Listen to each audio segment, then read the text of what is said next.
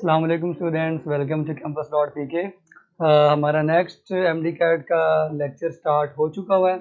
जो students join कर चुके हैं, मैं तमाम स्टूडेंट्स को वेलकम करता हूँ। उम्मीद है तमाम स्टूडेंट्स खैरियत से होंगे, ठीक ठाक होंगे और जो है वो इंजॉय कर रहे होंगे। ठीक है जी।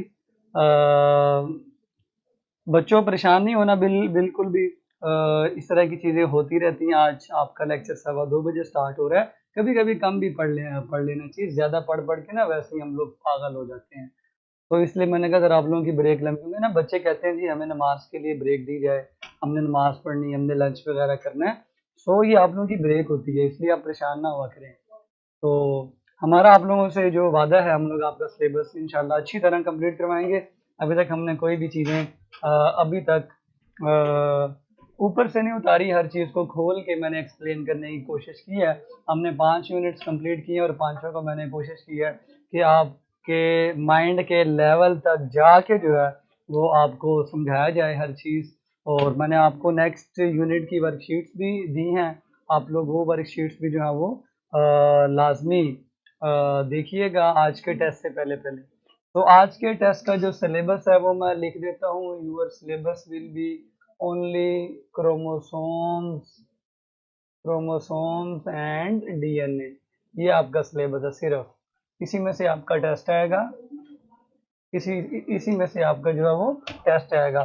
सेल डिवीजन जो है वो हम नेक्स्ट क्या नाम है टेस्ट के अंदर सॉल्व करने की कोशिश करेंगे। ठीक है। मार्कर को मैंने थोड़ा सा मोटा कर लिया है। लेकिन cell cycle is not include. पहले मैंने सोचा था कि मैं इंक्लूड कर दूं, लेकिन अब मैंने ये जो DCN है ये रिवाइज किया है और अब मैं आप लोगों को यही बता रहा हूँ कि हम लोग सेल साइकिल को इंक्लूड नहीं करेंगे ताकि हमारी जो तैयारी है वो उसकी बेहतरीन हो सके। ठीक है सर। हम ये समझें कि रोज दो नहीं नहीं नहीं नहीं नहीं, ये नहीं समझना। कभी कभी ज़्यादा खा लेते हैं ना लोग, उस वक्त जो है वो 2:15 हो जाता है, लेकिन आमतौर पर आपका लेक्चर 2 बजे ही है। ठीक है। चलें जी।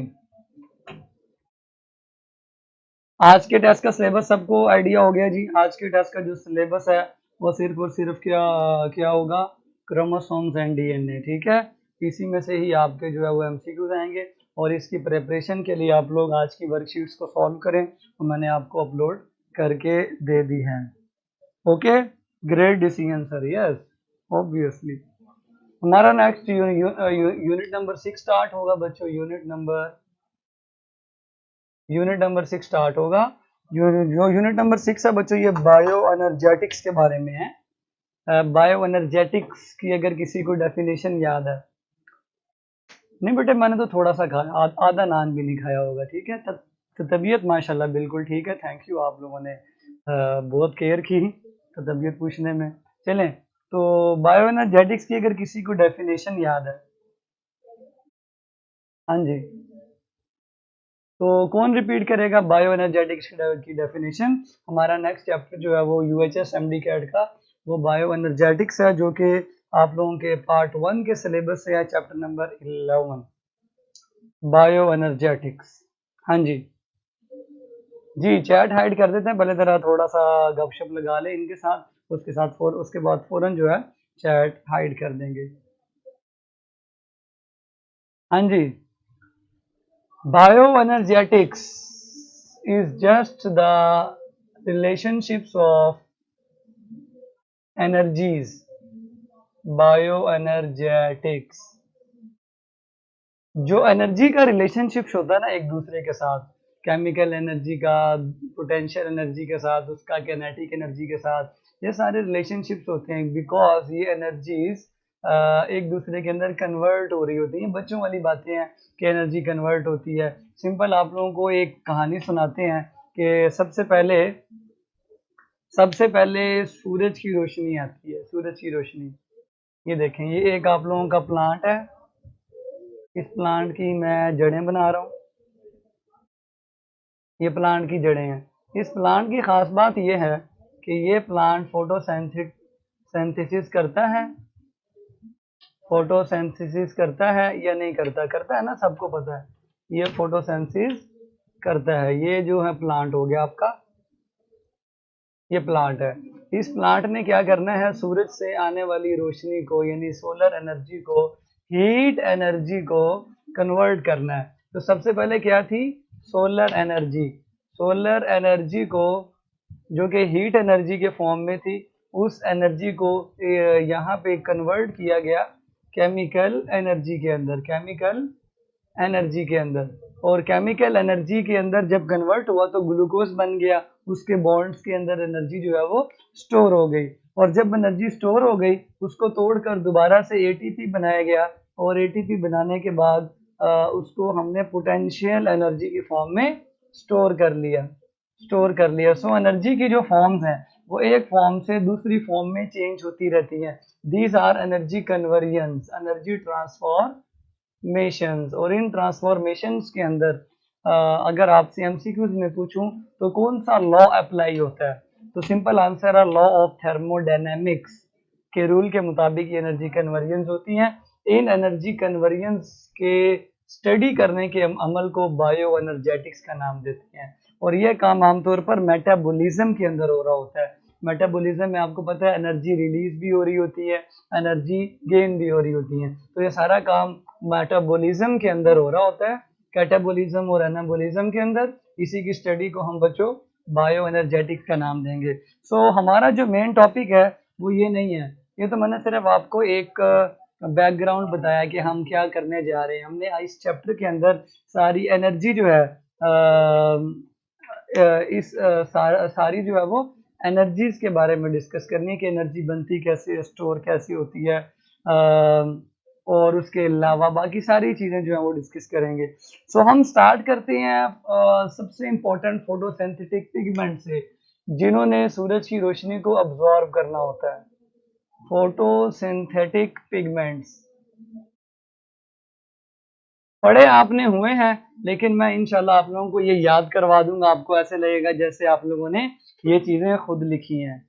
आवाज बहुत कम आ रही है, मैं बोल ही आहिस्ता रहा हूँ।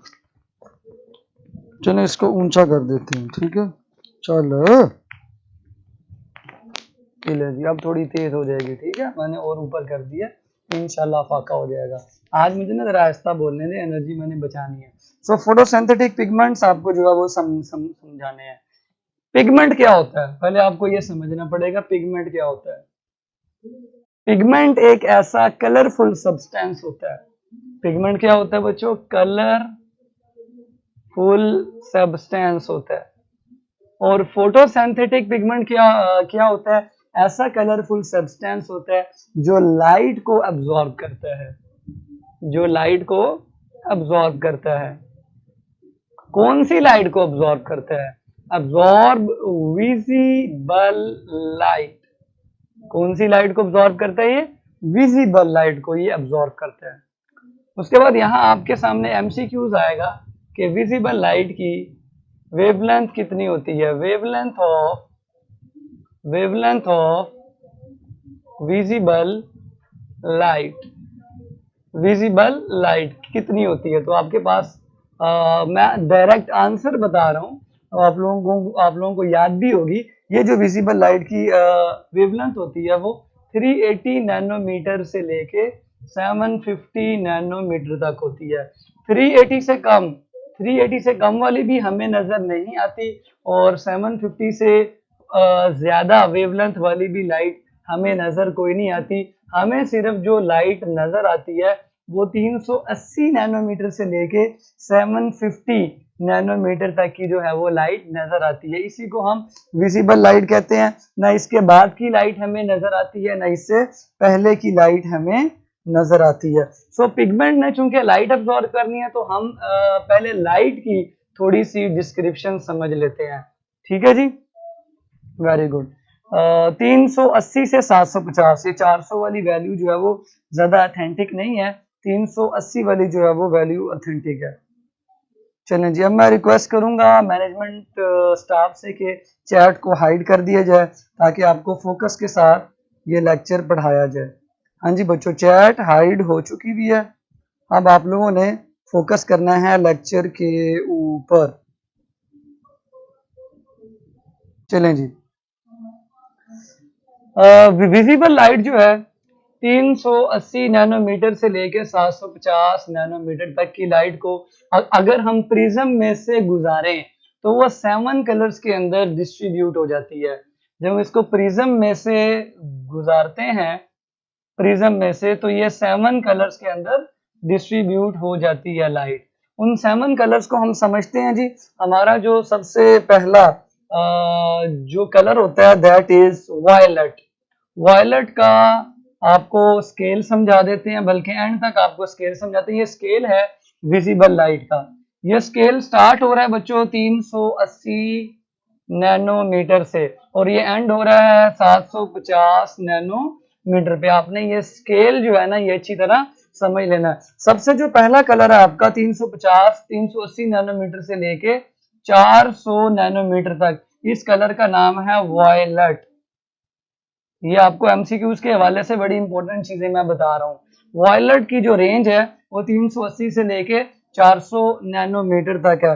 400 से लेके 420 नैनोमीटर तक ब्लू रेंज है, बल्कि उससे ऊपर कर लें 470 कर लें, थोड़ा सा आगे चले जाएं 470 तक ब्लू रेंज है। मीन 400 वाला भी ब्लू में आएगा, 470 वाला भी। ब्लू के शेड्स है ना डिफरेंट, सो जो 400 वाला वो वायलेट शेड में होगा और 470 वाला जो होगा वो थोड़ा सा ग्रीनिश शेड के अंदर होगा। 470 से लेके 495 तक 495 तक जो आपका कलर होगा दैट विल बी ग्रीन।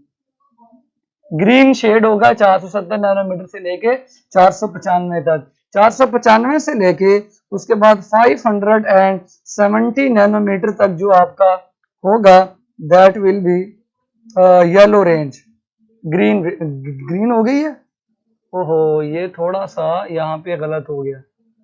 400 से लेके 470 तक इंडिगो था, ठीक है, इंडिगो, क्योंकि वायलेट से पहले इंडिगो आता है। ठीक है जी, ये थोड़ा सा लिखने में प्रॉब्लम होगी, चलिए इसको ठीक आप लोग ठीक कर लें। 470 से लेके उसके बाद नहीं आ रही, 420 ही लिखा हुआ है एक्चुअल में ना। मैंने जो नोट्स तैयार किए हुए उसमें मुझे अपनी राइटिंग सही समझ नहीं आ रही, तो आपने परेशान नहीं होना। 420 से 495 तक, हाँ अब ब्लू है, अब ठीक हो गया, ब्लू अब ठीक हो गया। 495 के बाद मैं भी कहूंगा फॉर्मूला याद किया होगा, उस फॉर्मूले में ये चीजें फिट क्यों नहीं आ रही। 495 से लेके 570 तक, यहाँ 570 कर लें। ये वाला जो आपका पूरा इलाका होगा, एरिया, ये ग्रीन कलर का होगा, ठीक है। और ग्रीन कलर के बाद जो नेक्स्ट आपका एरिया आएगा 570 से 595 तक का, 595 तक का ये येलो रीजन होगा, येलो रीजन, ठीक है। येलो 595 से लेकर 620 तक, 620 तक जो आपका इलाका होगा that will be orange. Orange के बाद इस स्केल को ज्यादा आगे ना लेके जाएं, स्केल को थोड़ा सा छोटा कर लें ताकि प्रॉब्लम ना हो, ठीक है। ये स्केल यहीं पे खत्म कर दे, लें जी।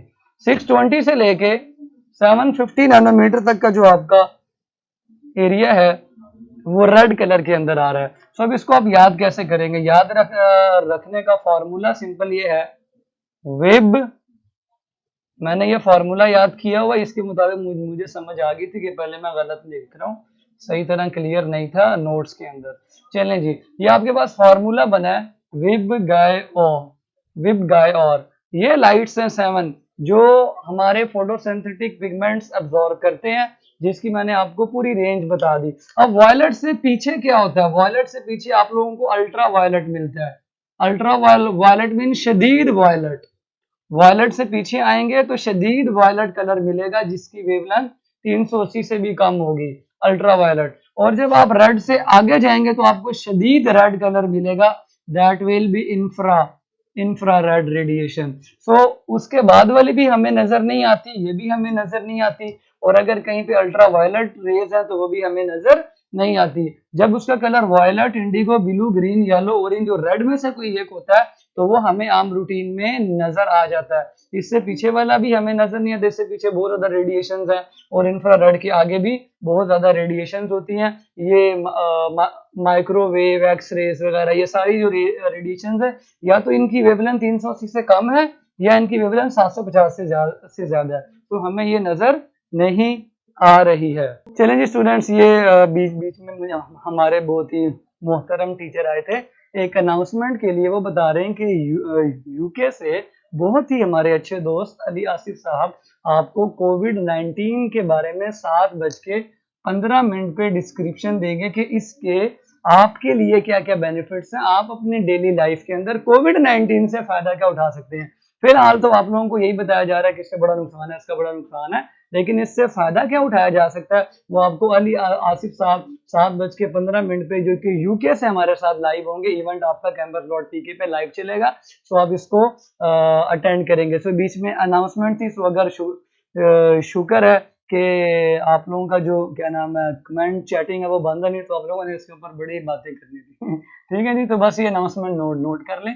7:15 इवेंट है, मीन टेस्ट के बाद होगा, तो आप लोग इसको ज्वाइन करें और आप ये देखेंगे कि आपका कोरोना वायरस कैसे फायदा करता है। चलें, ये आपको मैंने एक लाइट की रेंज बता दी, इन लाइट्स को अब्सॉर्ब करना है फोटोसिंथेटिक पिगमेंट्स ने। अब पिगमेंट्स कौन कौन से हैं और इन वेवलेंथ की जो लाइट्स हैं उनको कौन सा पिगमेंट अब्सॉर्ब कर सकता है, किसमें कितनी कैपेबिलिटी है, वो कैपेबिलिटी मेजर करने के लिए एमसीक्यू आएगा कि the instrument which is used to measure the wavelength of light which is being absorb, उसका नाम सबको पता है, स्पेक्ट्रोफोटोमीटर। स्पेक्ट्रोफोटोमीटर आपको बताएगा कि आपका जो पिगमेंट है वो कितनी वेवलेंथ की लाइट को अब्सॉर्ब कर रहा है, कौन सा पिगमेंट अब्सॉर्ब कर रहा है और कितनी वेवलेंथ की लाइट को। मीन वायलेट कौन अब्सॉर्ब कर रहा है, इंडिगो कौन अब्सॉर्ब कर रहा है, ब्लू कौन अब्सॉर्ब कर रहा है, ग्रीन कौन अब्सॉर्ब कर रहा है, येलो कौन करता है, ऑरेंज, क्योंकि पिगमेंट्स बहुत ज्यादा होते हैं। सो पिगमेंट्स की हम टाइप्स पे चलते हैं, इंशाल्लाह आपको बहुत ज्यादा मजा आएगा टाइप समझते हुए। टाइप्स इसकी दो हैं, दो टाइप्स हैं इसकी, बहुत ही इंपॉर्टेंट टाइप्स हैं। नंबर वन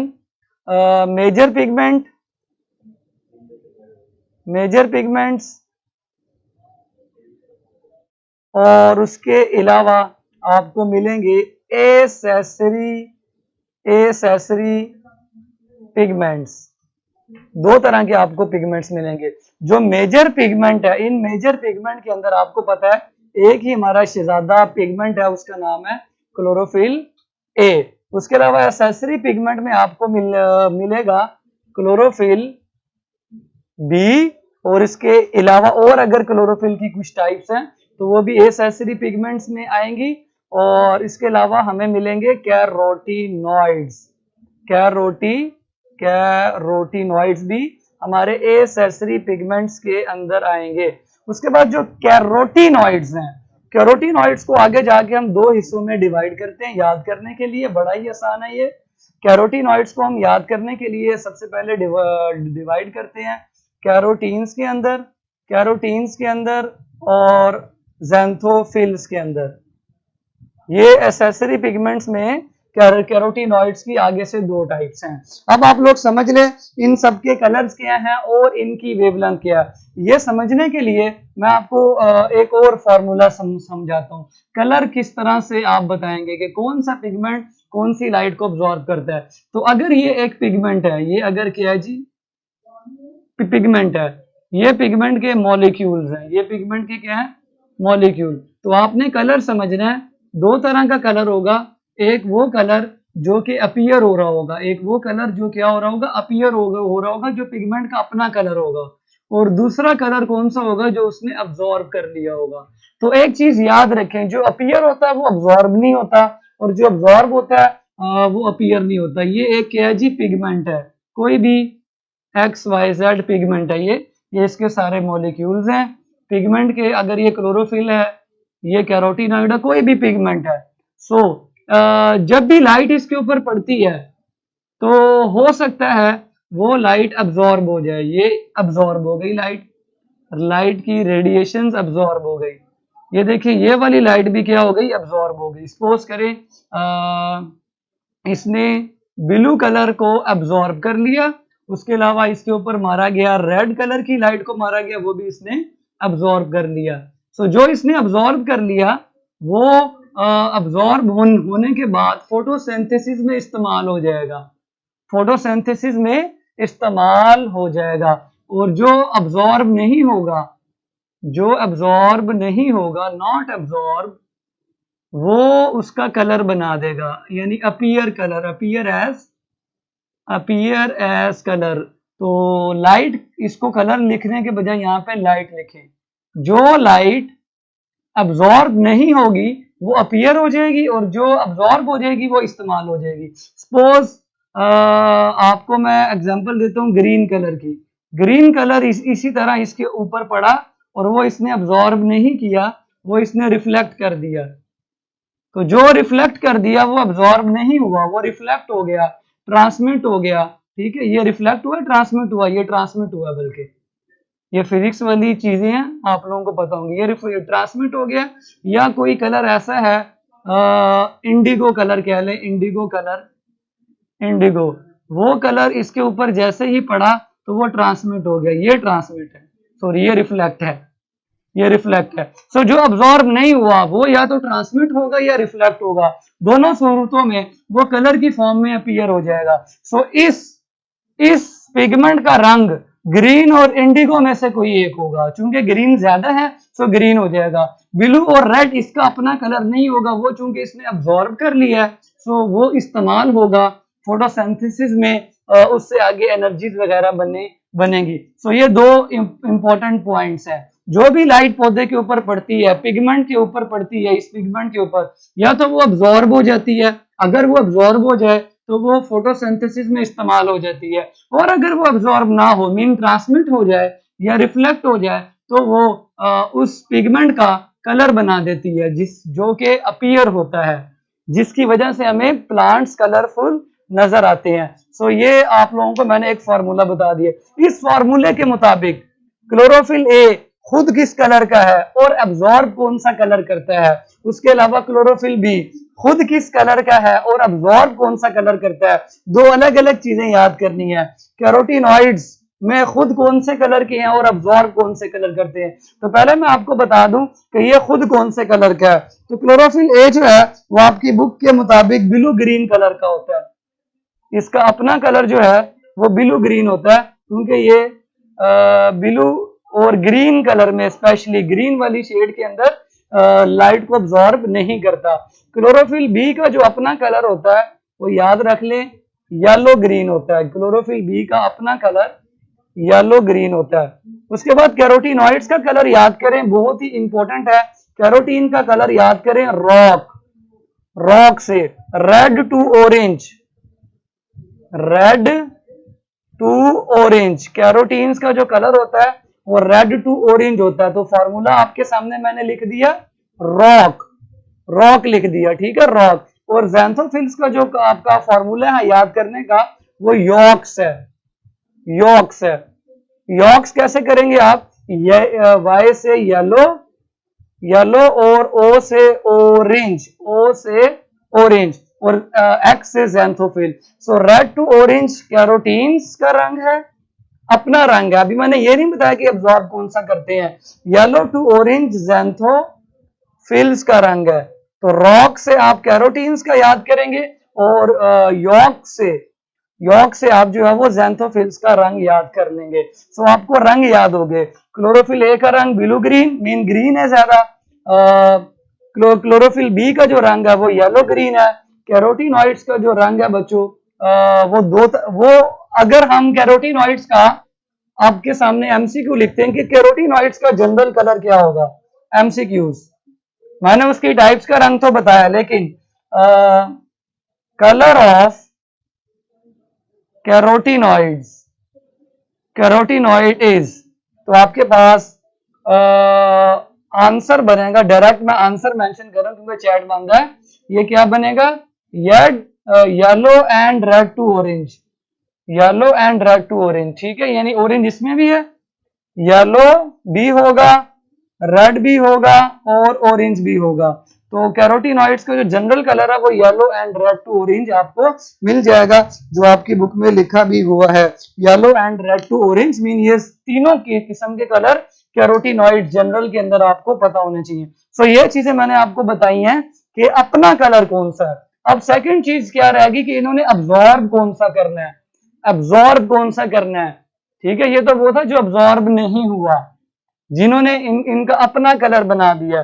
सो अब इन्होंने एब्जॉर्ब कौन सा करना है, उसके लिए आप याद रखें कि जो आपके क्लोरोफिल्स हैं वो मेनली वायलेट, ब्लू और ऑरेंज रेड के अंदर वेवलेंथ जो है उनको ऑब्जॉर्ब करते हैं।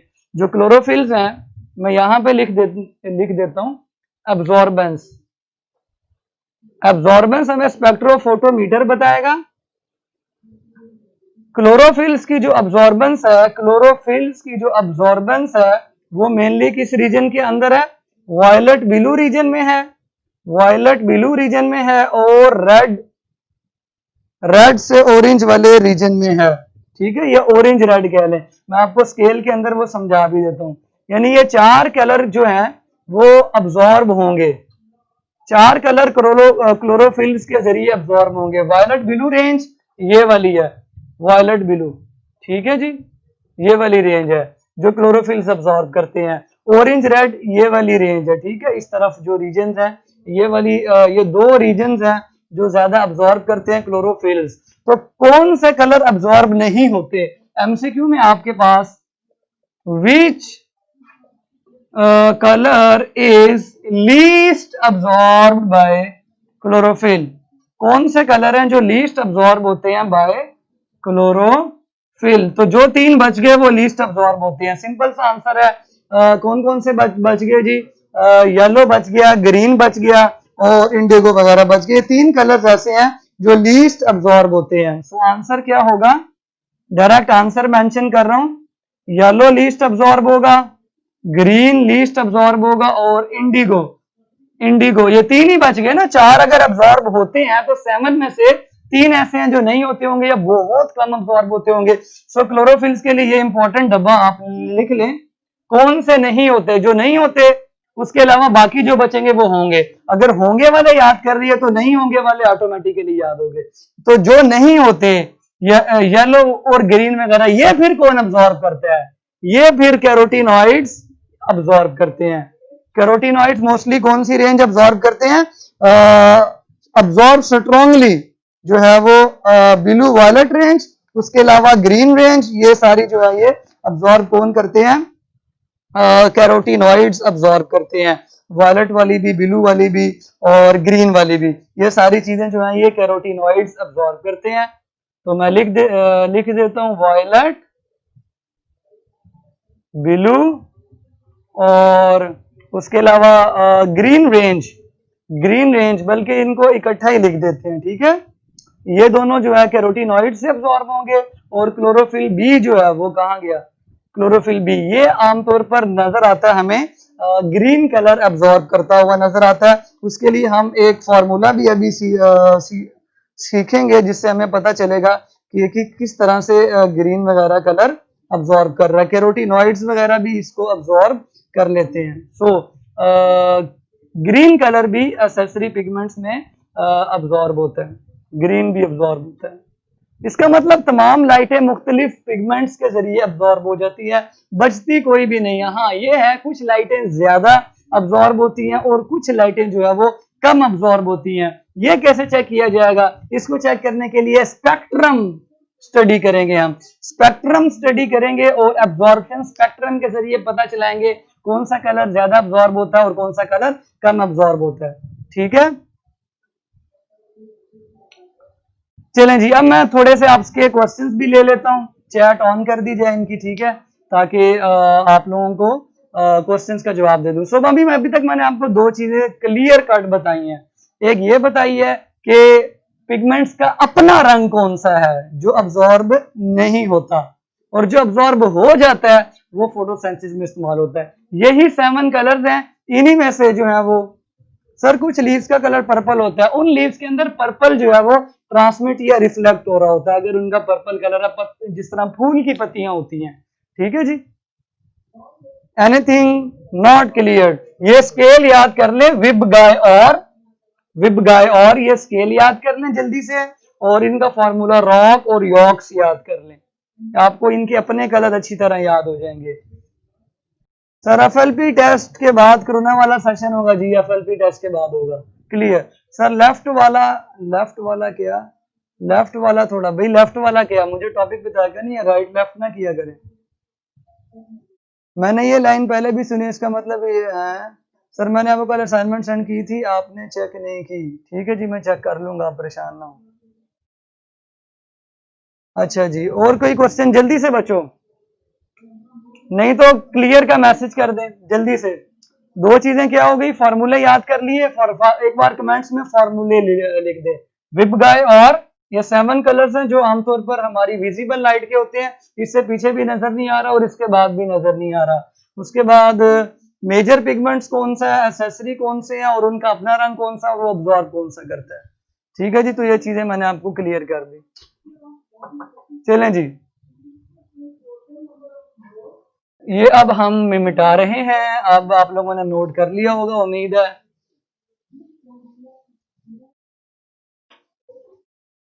चलें जी, एमसीक्यूज वगैरह भी साथ साथ जो है वो कर दिए। बच्चों ये कर दें जरा, विब गाय और रॉक और यॉक्स, रॉक और यॉक्स, विब गाय और रॉक और यॉक्स, कभी नहीं भूलने वाली चीजें हैं। ठीक है, ऐसी आपके लिए आसान कर दी है। विब गाय और, ये विन किसने लिखा है, रॉक यॉक्स। ठीक है जी, रॉक रेड टू और ऑरेंज और यॉक्स क्या है जी, येलो टू ऑरेंज। तो इसका मतलब टोटल कैरोटीनॉइड्स का जो रंग होगा वो हो जाएगा yellow and red to orange. चलें जी, ग्रीन किससे अब्जॉर्ब होती है, ग्रीन कौन अब्जॉर्ब करता है, क्लोरोफिल तो ग्रीन अब्जॉर्ब नहीं करते हैं। ठीक है, कैरोटीनॉइड्स ग्रीन अब्जॉर्ब करते हैं। ठीक है, कौन अब्जॉर्ब करता है, green. Green is absorb by, आपके पास एमसीक्यू है जी, green wavelength is absorbed by, तो आपके पास अल्फा है, क्लोरोफिल ए, बीटा है, क्लोरोफिल बी, चार्ली है, कैरोटीनॉइड्स, और डेल्टा है none of these, none of these. ठीक है जी, ग्रीन कलर अब्जॉर्ब होगा। चलें जी, नेक्स्ट चलें जी, स्पेक्ट्रम बताना आपको, स्पेक्ट्रम समझाते हैं जी। स्पेक्ट्रम का मतलब क्या होता है, स्पेक्ट्रम स्पेक्ट्रोफोटोमीटर से मिलता है, स्पेक्ट्रम स्पेक्ट्रोफोटोमीटर से बनता है और वो आपको ये बताता है कि कौन सी लाइट कितनी अब्जॉर्ब होती है। अच्छा, क्लोरोफिल की जो डिटेल है, फॉर्मूला उसका है डिटेल, हाइड्रोफिलिक, हाइड्रोफोबिक, वो आप लोग खुद कर लीजिएगा, मेरा नहीं ख्याल कि उसमें भी प्रॉब्लम है। मैं फॉर्मूले के अंदर थोड़ी सी आपको चीजें बता देता हूँ।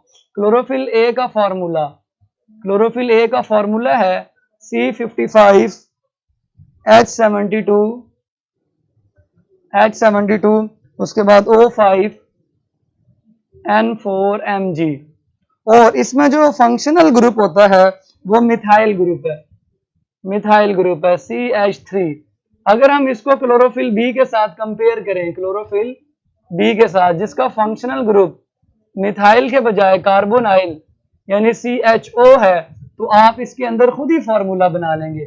CHO, C के साथ सेम है, C यहाँ भी इस फंक्शनल ग्रुप में भी एक है, इसमें भी एक है, सो बी में कार्बन की जो तादाद होगी 55 ही होगी। हाइड्रोजन इधर 3 है और इधर 1 है, 2 हाइड्रोजन आप कम कर देंगे, H70 कर देंगे, 72 है ना, 72 है, इनके फंक्शनल ग्रुप में डिफरेंस आ गया, तो 3 हाइड्रोजन इधर है, 1 इधर है फंक्शनल, तो फंक्शनल ग्रुप की बेस पे हम दोनों का फॉर्मूला एक दूसरे से इंटरप्रेट कर सकते हैं। H70 हो गया, ऑक्सीजन इधर नहीं है, एक ज्यादा है तो एक बढ़ा दें, O6 कर दें, N4 हो गया और Mg हो गया, ये क्लोरोफिल बी है जो आपने अखज कर लिया किससे, क्लोरोफिल ए से। क्लोरोफिल बी, क्लोरोफिल ए की जो पीक्स होती हैं वो भी बहुत ज्यादा है, 4 मेन पीक्स हैं जी इसकी, वो भी आप लोग याद कर लें। 4 मेन पीक्स हैं क्लोरोफिल ए की, 4 मेन पीक्स हैं जिसकी बेस पे क्लोरोफिल ए की हम टाइप्स बना देते हैं, क्लोरोफिल ए की टाइप्स, क्योंकि ये सबसे मेजर पिगमेंट है। इसकी भी आगे से मजीद जो है वो 4 टाइप्स हैं अकॉर्डिंग टू इट्स पीक। इसकी एक पीक 670 पे है, उसका नाम 670 रख दिया, और एक पीक 680 पे है, उसका नाम क्लोरोफिल ए 680, एक की पीक 690 तक आ सकती है मैक्सिमम, और एक की 700 तक, ये मैक्सिमम पीक इसकी आती है, ये मैक्सिमम जो है वो इसकी पीक आ सकती है। 670 पे मैक्सिमम जाएगी तो वो पहली टाइप है, 680 तक जाएगी दूसरी टाइप है, 690 तक कोई अब्जॉर्ब कर ले तो वो तीसरी टाइप है क्लोरोफिल ए की, और अगर 700 तक कर ले तो वो चौथी टाइप है क्लोरोफिल ए की। ठीक है, तो ये 4 आपको मैंने टाइप्स बता दी। बाकी क्लोरोफिल्स का जो स्ट्रक्चर है वो आप लोग कर ले, मैंने आपको इसका जो फॉर्मूला है वो कंपेयर करना सिखा दिया। अब इसका फॉर्मूला चूंकि हीम से रिजेंबल करता है पोरफायरिन रिंग का, उसमें 4 पैरोल रिंग्स हैं और बीच में एक मैग्नीशियम एटम है। ठीक है जी, पीक का मतलब है कि सबसे ज्यादा लाइट यहाँ अब्जॉर्ब हो रही है। वो मैं समझाने के लिए आपको अब्जॉर्प्शन स्पेक्ट्रम की तरफ लिए चलता हूं। ले जी, अब्जॉर्प्शन स्पेक्ट्रम की तरफ लिए चलता हूं। चलिए, मेरा ख्याल है स्पेक्ट्रम समझाने का टाइम नहीं है, मैं आपको क्लोरोफिल ए का स्ट्रक्चर जो है वो समझा देता हूँ। पीक का मतलब मैंने बता दिया आपको। पीक का मतलब ये होता है कि आपकी सबसे ज्यादा लाइट जो है वो इस रेंज में अब्जॉर्ब हो रही है। ठीक है, चलें जी, तो क्लोरोफिल ए का स्ट्रक्चर बनाए सिंपल सा। पहला पायरोल रिंग, पायरोल, दूसरा पायरोल रिंग, पायरोल, ये क्लोरोफिल ए का बना रहा हूं।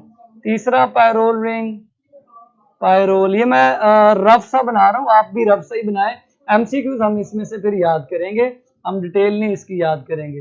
पांचवा पायरोल रिंग, ये चौथा पायरोल रिंग। 4 पायरोल रिंग्स मिलते हैं तो एक बड़ा सा रिंग बन जाता है जिसका नाम है पोरफायरिन रिंग। पोरफायरिन रिंग ये रिजेंबल करता है हीम से, हीम से रिजेंबल करता है, जो कि हीमोग्लोबिन का पार्ट है। पूरे हीमोग्लोबिन से रिजेंबल नहीं करता। इसका जो सेंट्रल एटम है दैट इज मैग्नीशियम। ठीक है जी, ये इसके साथ बॉन्डेड है और ये नाइट्रोजनस रिंग्स है। ये तो हेड हो गया, ये इतना क्या है, हेड है, इसका हेड है। टेल बनाते हैं जी, किसी भी एक पैरोल रिंग के साथ टेल अटैच हो सकती है। मैं यहाँ पे टेल बना रहा हूँ। टेल जो है इसका नाम है फाइटोल। टेल का नाम लिख लें, टेल का नाम है फाइटोल और इसका फॉर्मूला भी है C20H39। C20H39। ये टेल किसी भी एक पैरोल रिंग के साथ अटैच हो सकती है। तो ये जनरल सा आपको मैंने क्लोरोफिल का स्ट्रक्चर बना दिया। अब आपको मैं ये बताता हूँ कि एमसीक्यू के अंदर which part of chlorophyll molecule absorbs light. Light को कौन अब्जॉर्ब करता है? आपके पास आंसर है टेल, आपके पास बीटा है, हाइड्रोकार्बन पार्ट, आपके पास चार्ली है, पोरफायरिन रिंग और आपके पास डेल्टा है।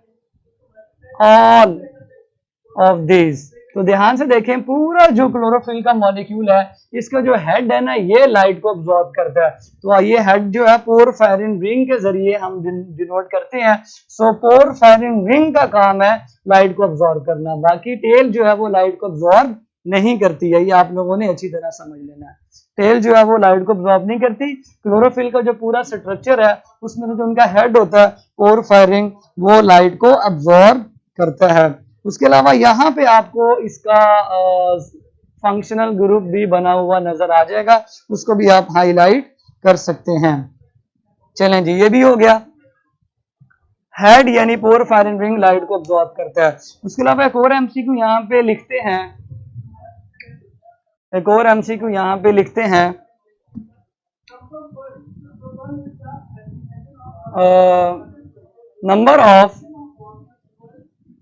Number of magnesium in one porphyrin rings. एक पोरफायरिन रिंग के अंदर मैग्नीशियम कितने हैं? अल्फा, बीटा, चार्ली और डेल्टा। इसका आंसर बच्चों जी बता दो जल्दी से।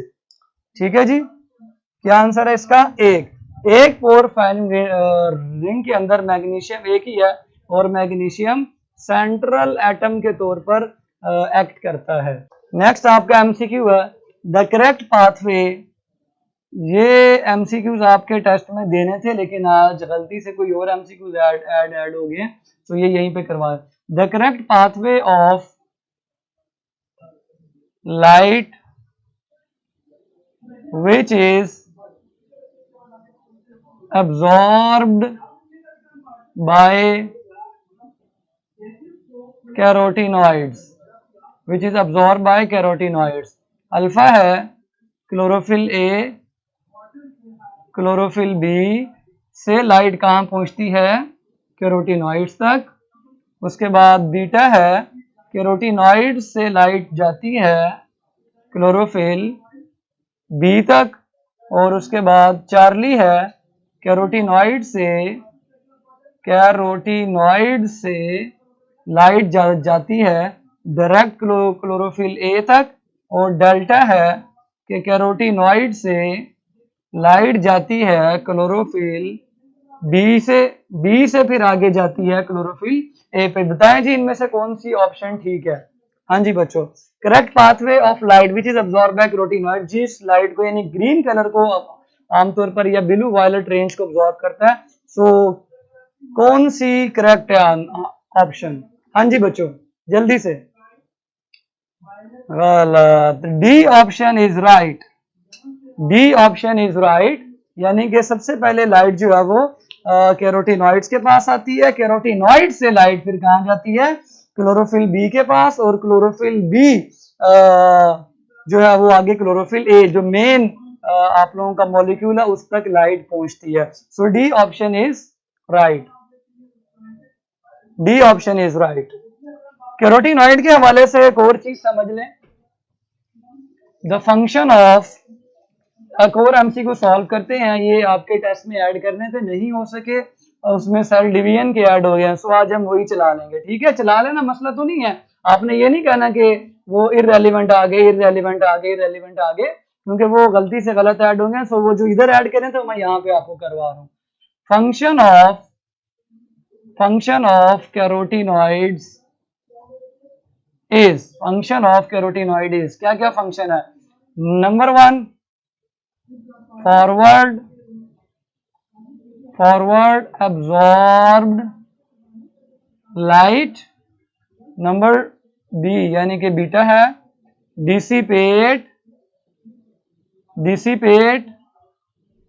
Access light, dissipate excess light. Charlie है आपके पास और क्या ये करता है? बोथ कर लें, बोथ ऑफ दीज, और डी ऑप्शन आप कर लें does not dissipate excess light. हाँ जी, फंक्शन ऑफ कैरोटीनॉइड कौन सा होगा? क्या क्या फंक्शन कैरोटीनॉइड परफॉर्म करता है, इनमें से कौन सा फंक्शन परफॉर्म करता है? जल्दी से देखें। हाँ जी बच्चों, तो याद रखें कैरोटीनॉइड का, अगर ये मॉलिक्यूल्स हैं, कैरोटीनॉइड के मॉलिक्यूल पढ़े हुए हैं ना इधर, ये कौन है जी? कैरोटीनॉइड्स के मॉलिक्यूल्स हैं। और यहाँ पर पढ़े हुए हैं क्लोरोफिल बी के मॉलिक्यूल्स, और उसके आगे पढ़े हुए हैं क्लोरोफिल ए के मॉलिक्यूल। तो जो लाइट अब्सॉर्ब होगी कैरोटीनॉइड से वो कहाँ जाएगी? वो क्लोरोफिल बी पे जाएगी, और बी से कहाँ जाएगी? लेकिन सारी आगे नहीं भेजेगा। अगर एक्सेस लाइट आ रही है बहुत ज्यादा, तो ये उसको जो है इधर उधर बिखेर देगा, इसको डिसिपेट कर देगा, आगे जाने नहीं देगा, ताकि आगे वाले जो मॉलिक्यूल्स हैं वो एक्सेस लाइट से प्रोटेक्टेड रहें। तो लाइट बहुत स्ट्रांग होती है, वो डैमेज भी कर सकती है। सो दोनों काम ये करेगा, बोथ ऑफ दीज। ठीक है, यानी आगे भी भेजेगा, फॉरवर्ड भी करेगा, और डिसिपेट भी करेगा, मीन अगर एक्सेस लाइट है। इसी तरह की कैरोटीनॉइड अल्लाह ने हमारी आंखों में भी रखे हुए हैं, जो एक्सेस लाइट पड़ने पर उस लाइट को बिखेर देते हैं, डिसिपेट कर देते हैं, अंदर जाने नहीं देते। अगर सारी लाइटें अंदर जाती ना तो हमारी आंखें थोड़ी सी भी तेज रोशनी के अंदर तबाह हो सकती थी। लेकिन अल्लाह ने कितना प्यारा मैकेनिज्म रखा हुआ है, कैरोटीनॉइड जैसे मॉलिक्यूल हमारी आंखों में रख दिए, जो हमारी आंखों की हिफाजत कर रहे हैं। ठीक है, तो ये भी आपको एमसीक्यू समझा दिए। अब जो आपको एमसीक्यू टेस्ट में शो होंगे बच्चों, वो सेल साइकिल वाले होंगे, वो गलती से ऐड हो गए, सो आपने वही अटेम्प्ट कर लेने हैं। कर लेंगे ना, कोई प्रॉब्लम तो नहीं है। 1% is absorb, so light is also dissipated. नहीं बेटे, 1% के अलावा बाकी तो रिफ्लेक्ट या ट्रांसमिट होती है। ये डिसिपेट सिर्फ वही होती है जो एक्सेस हो, जो एक्सेस हो, यानी जब रोशनी की की शिद्दत बहुत तेज हो, सिर्फ उस वक्त ये डिसिपेट होती है। वरना वो 99 वाला परसेंट जो है वो तो ट्रांसमिट और रिफ्लेक्ट होने में अप्लाई होता है। ठीक है जी स्टूडेंट्स, फिर मुझे इजाजत दें, कल मिलते हैं स्पेक्ट्रम के साथ, और इंशाल्लाह आप लोगों ने आज एफएलपी भी सॉल्व करना है, क्रोमोसोम और डीएनए में से आएगा। सिर्फ मैंने बता दी था स्टार्ट में, एफएलपी में जो एमसीक्यूज आएंगे उनमें सिर्फ आपको तैयार करना है क्रोमोसोम और डीएनए, सेल साइकिल तैयार नहीं करना। उसके एमसीक्यूज अभी कर लें लेक्चर के एंड पे। ठीक है जी, गलत भी होंगे तो कोई मसला नहीं है, बाद में डिस्कस कर लेंगे। ठीक है जी, चलें, जो आज पढ़ा है उम्मीद है समझ आई होगी। रिव्यूज में लाजमी अपने ख्यालात का इजहार करना, और मुझे कंफ्यूज नहीं करना कि ये लिख दिया वेल डन और स्टार एक दिया, फिर मुझे समझ ही नहीं आती कि वेल डन सच्चा भी है कि झूठा है। ठीक है, जरा ध्यान करना है। ले जी टेस्ट स्टार्ट करें और मुझे इजाजत दें, हम मिलेंगे कल स्पेक्ट्रम्स की डिटेल के साथ और आगे फोटोसेंसिस की डिटेल के साथ। अल्लाह हाफिज।